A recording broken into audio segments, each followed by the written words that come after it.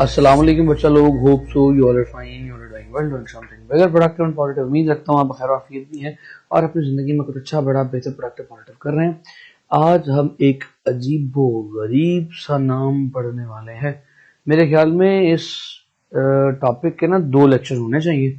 एक में इसका नाम प्रोनाउंस करना सिखाया जाना चाहिए और एक में ये टॉपिक पढ़ाया जाना चाहिए। क्या नाम इसका? कुछ लोग इसे किरकॉफ प्रोनाउंस करते हैं और कुछ लोग इसे किरचॉफ प्रोनाउंस करते हैं। आपको हस्बे तौफीक जो पसंद आए आप कह डालें। वो कौन सा जंदा है जो आपको कहेगा मेरा नाम ये नहीं ये? तो किरकॉफ या किरचॉफ। आज हम पढ़ेंगे किरचॉफ लॉ के बारे में। आज हम एक नई चीज पढ़ेंगे, किरचॉफ लॉ क्या होता है और इसकी जरूरत क्यों पेश आई। सिंपल सर्किट्स क्या हैं, कॉम्प्लेक्स सर्किट्स क्या हैं। आज थोड़ी सी बात कॉम्प्लेक्स करूंगा, कॉम्प्लेक्स चीजें डिस्कस करूंगा। तो चलिए जी बात करते हैं what is the simple circuit and what is the complex circuit. आज के लेक्चर का बकायदा आगाज करते हैं। माय नेम इज, याद हुआ कि नहीं हुआ, हसन रजा। ठीक है, चलो फिर। तो स्टूडेंट्स, पहला सवाल ये है कि सिंपल सर्किट्स क्या होते हैं और कॉम्प्लेक्स सर्किट्स क्या होते हैं। चलिए मैं बच्चों को समझाया करता हूँ सिंपल सर्किट्स कुछ इस तरह से। सपोज कर लें कि आपके पास एक अदद रजिस्टर है और एक अदद बैटरी है। ये सर्किट स्विच के साथ कनेक्ट है। तो ये कौन सा सिंपल है, मुश्किल है सर्किट है, मुश्किल सर्किट है या आसान सर्किट है?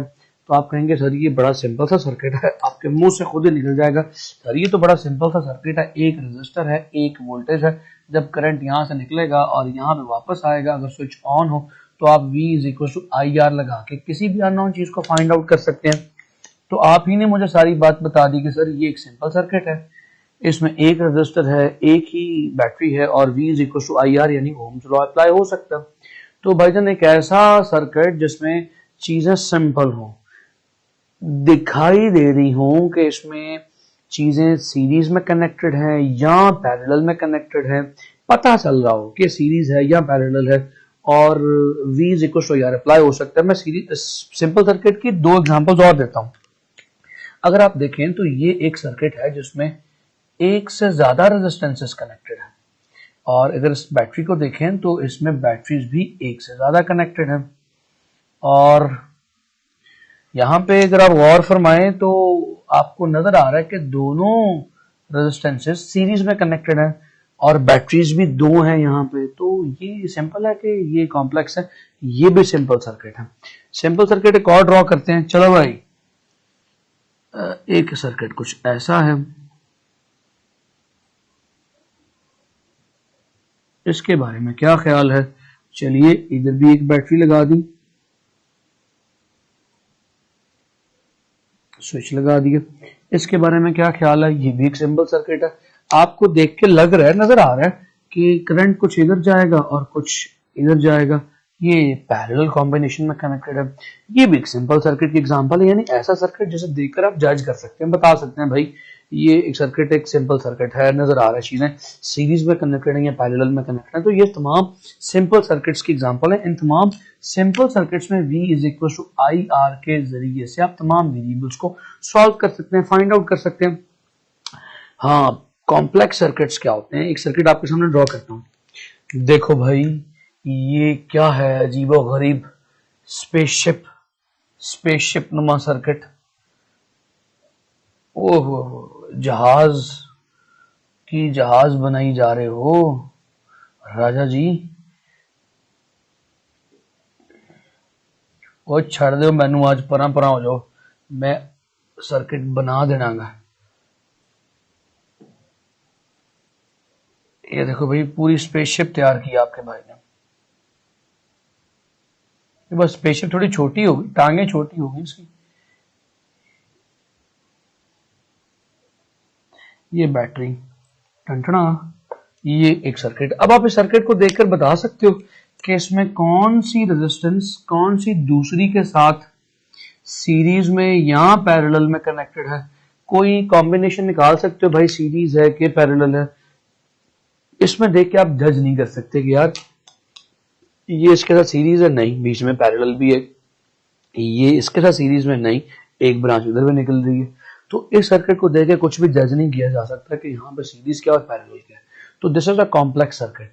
कॉम्प्लेक्स सर्किट की पहचान ये है कि इसमें लूप एक से ज्यादा होते हैं।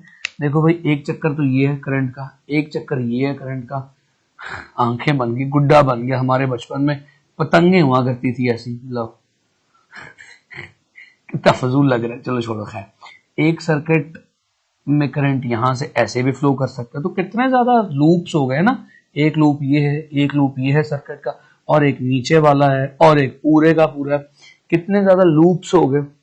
तो ये कॉम्प्लेक्स सर्किट है, ये पहचान है कॉम्प्लेक्स सर्किट की, इसमें एक से ज्यादा लूप्स होते हैं और चीजें समझ नहीं आ रही होती सारी सीरीज में कि पैरेलल में, तो उसे कॉम्प्लेक्स सर्किट कहते हैं। अब कॉम्प्लेक्स सर्किट पे आप V is equal to IR apply नहीं कर सकते, टंटना गलत हो जाएगा। फिर आप इस पे क्या करोगे, इसके ऊपर आप एक नए रूल्स जो आपको मैंने नाम अजीब से बताया ना, वो अप्लाई करोगे। क्या नाम है, किरचॉफ या किरकॉफ। किरचॉफ या किरचॉफ दो लॉज दे गया और हमारी जिंदगी हिसाब कर गया। तो किरचॉफ के भैया दो लॉज हैं, Kirchhoff laws. In complex circuits को सॉल्व करने के लिए किरचॉफ ने दो लॉज दिए। एक उसका फर्स्ट लॉ था करंट को सॉल्व करने के लिए, करंट को फाइंड आउट करने के लिए, इसीलिए इसे KCL भी कहते हैं। KCL बोले तो किरचॉफ्स करंट लॉ। तो करंट लॉ या फर्स्ट लॉ, फ्रंट और फर्स्ट और करंट मिलके बन गया फ्रंट। तो फ्रंट बोलना नहीं था, बोलना था फर्स्ट लॉ से आप करंट फाइंड आउट कर सकते हो। तो जो किरचॉफ का फर्स्ट लॉ है वो आपको करंट की वैल्यू बताएगा और करंट की डायरेक्शन बताएगा। क्या है ये किरचॉफ का फर्स्ट लॉ। एक मिनट यार, मुझे जरा व्हाइट बोर्ड इरेज कर लेने देना। हो गया ना व्हाइट बोर्ड इरेज। तो क्या है जी किरचॉफ का फर्स्ट लॉ या करंट लॉ। वो ये कहता है भाई साहब, मान लो कि एक पॉइंट के करीब कुछ करंट्स आ रहे हैं और इस पॉइंट से कुछ करंट्स दूर जा रहे हैं। बात नहीं समझ आई, फिर मुश्किल बात हो गई। चलो छोड़ के एक एग्जांपल अपनी देता हूँ, किताब को छोड़ो। मैंने कहा था जहां पे फंसो वहां पे करंट को पानी समझ लो और कंडक्टर को पाइप समझ लो, रेजिस्टेंस को पाइप समझ लो। तो इसको समझाने से पहले जरा मेरी एग्जांपल समझना, फिर समझना जरा आसान हो जाएगा। लेक्चर थोड़ा जरा लंबा जाने वाला, जरा चौड़े होकर बैठ के टेक शेक लगा के बैठ जाओ। आज थोड़ी सी जरा गुफ्तगू लंबी होने वाली, इजी शीजी हो जाओ जरा। एक पाइप टंकी से आने वाला जा रहा है हमारे वॉशरूम में, एक पाइप जा रहा है हमारी टंकी से आने वाला लेट्स से हमारी किचन में, और एक पाइप जा रहा है हमारी लॉन्ड्री में। ये तीन पाइप जो है, ये तीन पाइप, एक दो तीन, हमारी घर के नीचे जो है वो पाइपिंग में डिफरेंट जगह पे जा रहे हैं। एक किचन में, एक वॉशरूम में और एक लॉन्ड्री में, और टंकी से एक पाइप आ रहा है जो उन्हें करंट दे रहा है। लो जी बच्चा लोग, अब आपने मुझे थोड़ा सा हेल्प आउट करना है। किरचॉफ लॉ आपने मुझे पढ़ाना है। ऊपर से पानी आ रहा है, 10 किलो पानी इस पाइप के जरिए आ रहा है। 5 किलो चला गया वॉशरूम में, आप नहा रहे हैं, और 2 किलो चला गया किचन में, मदर कोई कुकिंग कर रही है। तो 5 वॉशरूम में, 2 किचन में। लॉन्ड्री के लिए कितना बचेगा, लॉन्ड्री में कितना जाएगा। तो आप कहेंगे सर 10 केजी अगर आ रहा है, 5 और 2 खर्च हो गया, तो ज़ाहिर है लॉन्ड्री में 3 केजी जाएगा। यानी कि जितना पानी आ रहा है उतना ही पानी जा रहा है, जितना पानी आ रहा है उतना ही पानी जा रहा है, जितना करंट आ रहा है उतना ही करंट जा रहा है। इसे कहते हैं किरचॉफ्स का front law. I have first law, ठीक है। तो किरचॉफ का फर्स्ट लॉ क्या कहता है भाई, जितना करंट एक पॉइंट की तरफ आएगा उतना ही करंट एक पॉइंट से दूर जाएगा।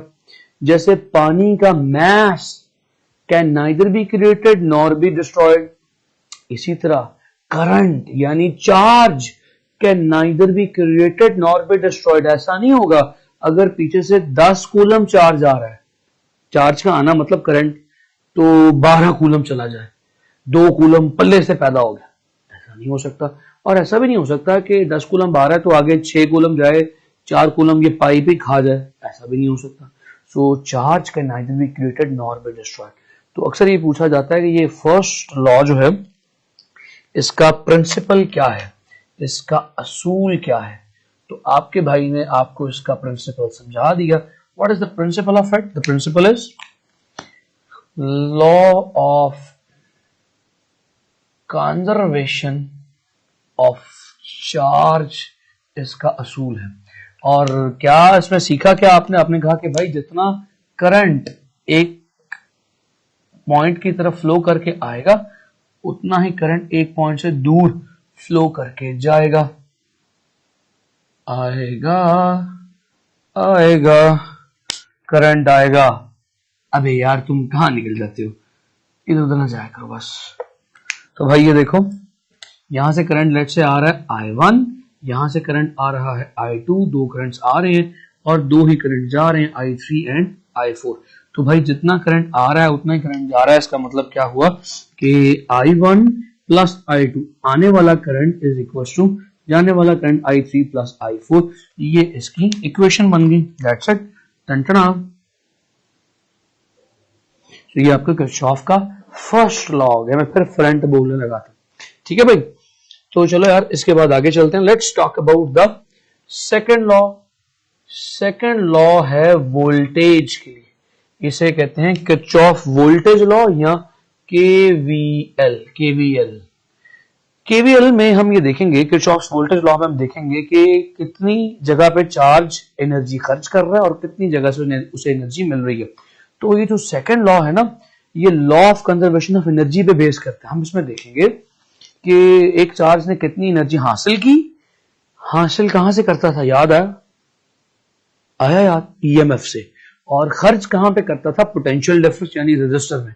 तो एक चार्ज कितनी एनर्जी कहां से हासिल करेगा और कहां खर्च करेगा, क्या ये बराबर है?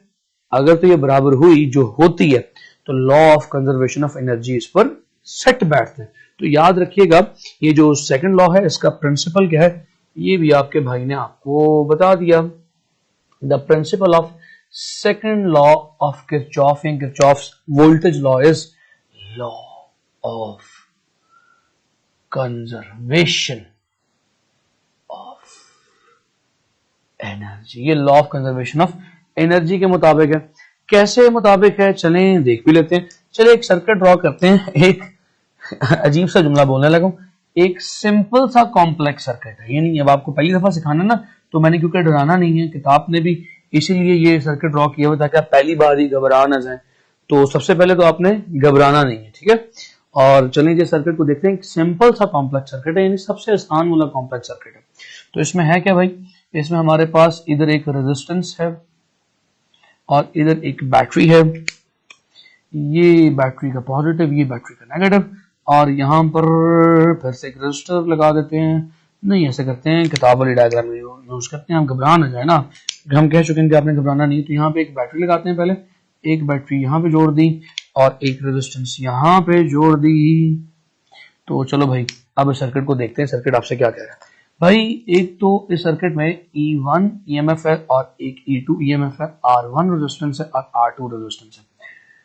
तो किरचॉफ्स वोल्टेज लॉ को समझने से पहले ना, सबसे पहला काम, किरचॉफ्स वोल्टेज लॉ को रखो साइड में और मेरी बात रखो सबसे आगे, क्योंकि जो सिखाऊंगा वही तुम्हें मदद देगा। किरचॉफ्स वोल्टेज लॉ जैसे मैं करवाऊंगा ना वैसे करना। अगर इधर उधर जाओगे ना तो परेशान हो जाओगे, मैं बहुत इजी वे में करवाता होता हूँ। तो पहली बात तो ये कि ये तलाश करो कि इस सर्किट में एनर्जी देने वाले कौन कौन से हैं। हमें बज़ाहिर लग रहा है कि बैटरी एनर्जी देती है, तो एनर्जी देने वाले दो हैं, एक होगी ये EMF E1 और एक होगी EMF E2। लेकिन जरा गौर से देखिए इन खूंखार दरिंदों को, बैटरियों को, ये क्या सर्किट में एनर्जी दे रही है। Let's see. अगर आप सर्किट में करंट की डायरेक्शन देखें, एक पॉजिटिव ये नेगेटिव, तो E1 जो है वो सर्किट में इस तरफ करंट पैदा करना चाहती है। ऑब्वियसली पॉजिटिव से करंट निकलता है, कन्वेंशनल करंट की बात कर रहे हैं, तो this would be the direction of कौन सा, ये एंटी क्लॉकवाइज या क्लॉकवाइज, ये एंटी क्लॉकवाइज करंट पैदा करना चाहती है। और अगर आप इस E2 का करंट देखें तो ये पॉजिटिव है, ये नेगेटिव है, ये करंट इस तरह से पैदा करना चाहती है क्लॉकवाइज। तो यहाँ पे करंट की मिसाल ना एक चार्ज के फ्लो की है। Current is the simple flow of charge. तो यहाँ पे यार एक ये चार्ज इस तरफ निकाल रही है, चार्ज फ्लो इस तरफ करवा रही है, यानी चार्जेस की एक आर्मी, चार्जेस की एक फौज इस तरफ निकाल रही है। टंटना, इस तरफ जा रहे हैं सारे चार्जेस, ऐसे जा रहे हैं, ऐसे जा रहे हैं, ठीक है। और ये अपने चार्जेस को ज़ाहिर है इस तरफ निकाल रही है, एक चार्जेस की फौज यानी करंट इस तरफ निकाल रही है। तो अब दोनों बैटरीज अपने चार्जेस आमने सामने से ले आई, तो क्या दोनों तरफ करंट फ्लो करेगा? नहीं, सर्किट में एक ही करंट फ्लो कर सकता है, एक ही चार्जेस की फौज इस सर्किट में दौड़ सकती है। तो किसकी दौड़ेगी? जो बैटरी तगड़ी होगी, जिस बैटरी का करंट ज्यादा होगा, जो ज्यादा एनर्जी दे के भेजेगी चार्जेस को। तो आप यहाँ पे देख सकते हो कि ये E1 की बैटरी बड़ी है, E2 की बैटरी छोटी है, तो जाहिर है इस E1 की बैटरी का करंट सर्किट में दौड़ेगा और इसको हम मिटा देंगे। So the current that is flowing in a circuit will be due to the E1। तो अब सिर्फ E1 इस पूरे सर्किट की बादशाह है। इस पूरे सर्किट में जो करंट है वो किसकी वजह से है? E1 की वजह से। तो एनर्जी देने वाली कौन हुई फिर? सिर्फ और सिर्फ E1। बाकी तमाम कंपोनेंट सर्किट के एनर्जी को कंज्यूम कर रहे हैं, एनर्जी को खर्च कर रहे हैं। तो एनर्जी जो खर्च होने वाली हो उसे पोटेंशियल डिफरेंस कहते हैं, और जो एनर्जी दी जा रही हो उसे EMF कहते हैं। तो लिख के देखते हैं सारा ये लॉ कैसे लिखा जाएगा। सो एनर्जी जो दी जा रही है चार्ज को वो सिर्फ E1 है, energy per unit charge is EMF, तो मैंने E1 लिख दी। और इसमें से करंट पास कर रहा है I और रेजिस्टेंस R1, ये IR1 पोटेंशियल डिफरेंस खर्च हो रहा है तो लिखा जाएगा माइनस IR1, क्योंकि खर्च हो रहा है, एनर्जी कंज्यूम हो रही है तो लिहाजा माइनस के साथ लिखी जाएगी। इसी तरह अब यहाँ पे भी आपने देख लिया एनर्जी खर्च हुई कुछ इसकी, ये माइनस E2, और यहाँ पे भी जो एनर्जी खर्च होगी वो माइनस IR2 के इक्वल लिखी जाएगी। और तमाम एनर्जीज जो दी जा रही हैं और जो खर्च हुई जा रही हैं उनका सम जो है that must be equals to 0। तो ही ये law of conservation of energy के मुताबिक होगा। सो ये लीजिए जी, ये है इक्वेशन इस किरचॉफ्स के वोल्टेज लॉ की। इसके बाद जब मैं आपको इसका एक न्यूमेरिकल करवाऊंगा, बल्कि एक न्यूमेरिकल करवाऊंगा, तब आपको ये मजीद बेहतर तौर पर समझ में आ जाएगा। उम्मीद करता हूँ कि आपको ये लॉ समझ में आया, इस लॉ की बेसिक समझ में आई है। अपना ढेर सारा ख्याल रखें, मिलते हैं आपसे अगले लेक्चर में, तब तक के लिए खुदा हाफिज।